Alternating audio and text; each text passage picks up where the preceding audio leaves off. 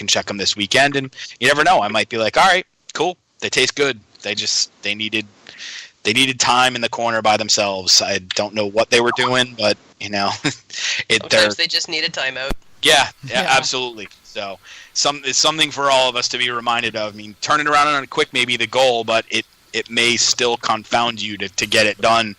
If it's just not impressive, obviously don't chuck it that quickly. If it never comes around, flavor it. If it's truly horrible, well, distill it. Yeah, you have options. You definitely do. Yeah. I hear a lot of people say that, and just kind of a little side trip here, and they're like, "Oh, that mead didn't turn out so good. Oh, I'll distill it," and it's like, you get out of it what you put into it. So if it's a crappy mead, it's not going to be great distilled anything. Speaking as A, living in the South, and B, who knows people who know people who distill, it's you need a good product going in to get a good product out. Distilling doesn't fix what's broke. Yeah, it'll be moonshine. But not even good moonshine. It'll just be rock gut moonshine. Exactly. Yeah. Yep. Well, that depends on how tall your column is. Well, not that I know anything about that. Not that you would know anything about that. Yeah, the more specific we are about it, the less you know. Yep. Yeah, that's right. That's right. Yes, for all of the TTB agents that are listeing in. Only theoretical. This discussion is only for theoretical purposes. It's only for theoretical purposes, only not for consumption. Because we are reading it directly from Wikipedia. We don't know anything about it. We're using the internet's best source. Paul is pointing out, and I'm sure he got this from Wikipedia as well, is that it would strip out some bad flavors if you run it through enough times. But yeah. Yep. But if you had any good flavors, they'd be gone too. Well, yeah, that's the thing. And then David says, well, remember, crappy champagne makes the best cognac. Well, I don't know. I'm of the opinion that most champagne is crappy, but that's another story. Give me a nice session mead any frickin' day over a champagne. Oh, absolutely. But if you got to get rid of heads and tails, just get rid of heads and tails. Just get rid of heads and tails, yeah. Yeah, I'm just talking about flipping coins here. Yes, of course. Right, absolutely. All right, so should we circle back to the other question before we forget? Let's get Joe's question out. We wouldn't want him to explode. Question. Yeah. Okay. All right, so I recommend anybody do this because you always need the first hand on this. Don't take my word for it. There's a personal palate issue that plays into any recommendation about the way something smells and tastes. But I've bochetted 3 or 4 different wildflower honeys: clover, orange blossom, mesquite, avocado, buckwheat. Probably bochetted some blueberry blossom. There's probably a couple more out there. And I can tell you that buckwheat, and again, it's notorious for the love or hate that people have for it. Barnyardy, sometimes people point out that it can be a bit, ammonia or ureic, perhaps. That will not be any more apparent than when you heat it up. You get that boiling, and boy, that ammonia urea stench was coming off that kettle, and I'm like, this is nasty. Yeah. Holy cow. What was I thinking? It's okay. It actually stripped it out. So by the time we got done with it, it wasn't really present in the product itself.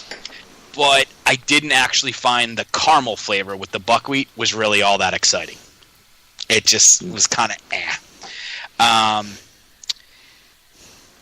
Avocado blossom was interesting. It worked out okay, but again, I felt like the caramel and that somewhat creamy. It's got a little bit more of a density, a little bit more of a slick mouthfeel to it, and I think the caramelization didn't really make it any better. It actually made it even more flabby. Like the acidity in the honey was not as perceptible for whatever reason, and it just was not as exciting at all. To having caramelized it. So I would say those are 2 examples of where I don't know that I would caramelize that honey. If I was going to make a bochet with that honey as an ingredient, I would caramelize a different honey and pair up the avocado and the buckwheat with it, in a blended result. The other word of warning that I will give to people about making a bochet, especially ones where people are making a fairly complex recipe, they're adding fruit and spices or thinking about oak aging. If you haven't caramelized that specific lot of honey before, and I'm being very, very specific when I say, I'm not saying if you haven't caramelized wildflower before, I'm saying if you haven't caramelized honey from that exact container, meaning that specific source of it, you won't really know exactly what it's going to taste like post-caramelization. So don't be sure you know what you're going to do with it before you caramelize it, because you might find that afterwards the recipe you had intended for it is not going to work. And the example I give is that I've caramelized a couple of different wildflower honeys and gotten very, very different results from it. So if I had judged what caramelized wildflower honey was going to taste like and designed a recipe around it, and then grabbed yet a different wildflower honey from some other source around here, I could be quite wrong. Like, the first one I ever did was with nice red fruits. It gave me some cherry and some currant and some things, and I was amazed. I'm like, wow, caramelizing this honey makes it taste wicked fruity. That's incredible. The next time I caramelized wildflower honey, I didn't get that. So this is more of a, if you have this crazy recipe where you've got all of these additional ingredients in it and you've got this artistic concept, that honey may actually defy your concept. And, that can be a tough day, because if you've got everything laid out, you're going to do this, and you caramelize the honey and you taste it, and you're like, ugh, that's not going to work at all for what I'm going to do. Well, you're making something else, most likely, or you persist at it, for the sporting type, go for it. You never know. It might actually be great, but likely you may be making something else. And I don't know how best to advise people on that, except perhaps you need to take a small amount of it and actually caramelize it in a pan on the stove and get it caramelized and taste it. And if it tastes like the way you want it to, then dilute it down a little bit, put it in a jar, set it aside until you're ready to caramelize the full batch, and then just throw it in with that. But if it doesn't taste like what you're looking for, either devise a different recipe or perhaps find a different source of honey and caramelize it and see if it works for what you're doing. So I think this is one of the great reasons why I look at bocets as a good fit for that experimental category, because I do think there's actually quite a bit going on there that can make what people are doing with it experimental, because you're just not sure exactly what you're going to get out of a particular batch of honey being caramelized, which means you're sort of rolling the dice on what mead am I going to make with this. Yeah. Well, I imagine you've probably run into this, Jason, because you judge even more than I do. And I ran into this when I was judging experimentals at the Mazer Cup last year, and again at Mead for Your Die, that a lot of the bocets that I've tasted, I'm beginning to think that a lot of people don't actually taste the honey before they put it into their must, because a lot of them are coming across as this with burnt notes, or they don't realize that, when you're concentrating the honey like that, you're also concentrating all the flavors in the honey. So if there's weird flavors in the honey that aren't really detectable when it's at full strength, and unbochetted, that those flavors are going to get concentrated to an nth degree and come through in the fermentation. So a lot of I have to say that so far of the bocets that I've tasted, both home and commercial, about 80% of them I didn't like. I mean, they had all these weird off notes in them that kind of ruined it for me. Now I've had a bunch of them that were really awesome too, but I'm beginning to think that folks don't, they don't check that honey to see what, like you said, what it's doing, what it's really like. Go ahead, Ryan. I wanted to speak to that. I know earlier you spoke about how you prepare your honey when you make bocets. I've actually found myself, and you're now again speaking about that burnt note that you get in a lot of bocets. I personally feel it's a temperature issue, and that if you keep it below a particular temperature, you can get it very dark without getting that acrid, burnt, acidic kind of nuances that you find so oftentimes. And so for me personally, I found that it might take a little more than 8 or 12 minutes. I think 12 minutes is what you said. But if you keep it under a certain temperature, at least in my experience, I don't get those burnt notes. But then I can still go very dark in my colors, color wheel, so to speak. But I don't get the burnt notes unless I go above a certain temperature. And I don't doubt that's the case. And I think that again, is another confirmation of sort of the experimental nature of what we're trying to do. The rules on how to caramelize honey just are not established. The folks of us that are doing it out there, I mean, if we were a smart lot, we'd get together and try to figure out how to do some controlled experiments, like Paul's asking in the chat, like establish a temperature protocol, have a bunch of people, using different lots of honeys, spend some time working with small amounts at different temperatures and doing some type of taste testing of a result pre-fermentation to try to help determine if there's something obvious in different temperature steps to be able to do that. And because I don't doubt at all that the results are going to be extremely varied. Mm-hmm.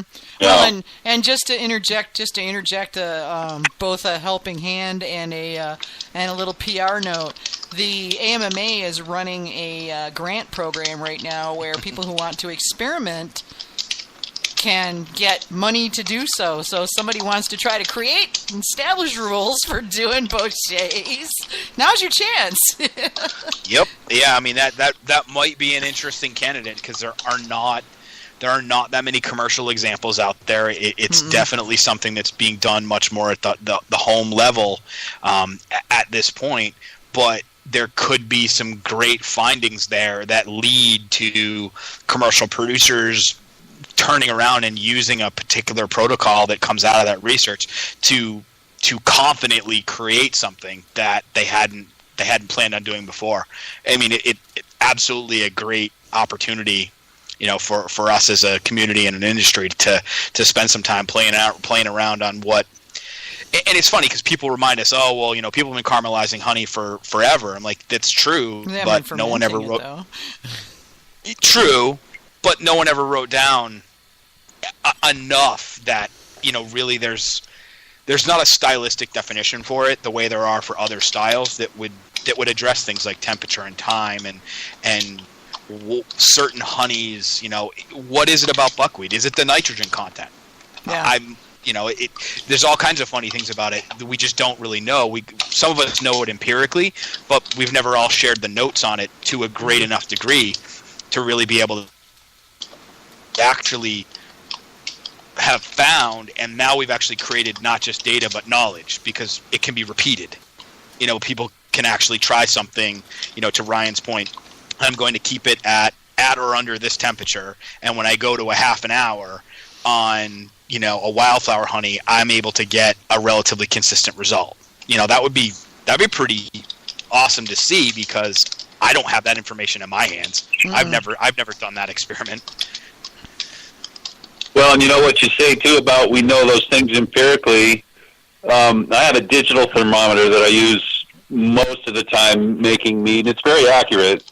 I've never measured my temperatures when I'm cooking my honey, but I can look by, as it gets hotter, the bubbles get much larger, and of course it expands quite a bit taller up in the pot. I can tell by looking at it where that temperature needs to be so that it don't take on those burnt notes, and it's quite a bit lower. You still see some bubble activity, and of course everything's expanded, but you don't see those bubbles like rising to the top with a lot of aggressiveness, where the oxygen or whatever it is that's the gases that are trying to escape, it's not pushing up like that. Well, so here's kind of an example. When you're proofing some yeast before you pitch, you can look down and you see those little explosions where they might look like little heads of cauliflower right underneath the meniscus.